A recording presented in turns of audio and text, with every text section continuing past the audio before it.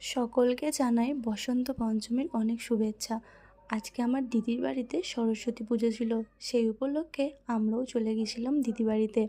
ওখানে যেয়ে পুজোর জন্য সব উপকরণ ঠিকঠাক করে সাজানোটা দেখে নিলাম। তারপর চারপাশটাও একটু ঘুরলাম, সব ঠাকুরকে দেখলাম এবং জামাইবাবু পুজো শুরু করলো।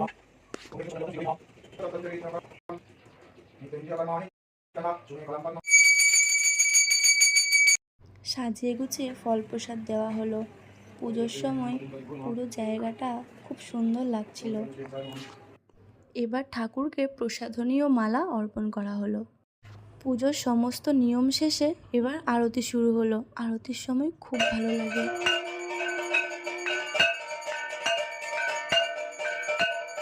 আমার সাথে তোমরাও একটু প্রদীপের তাপ নিয়ে নাও।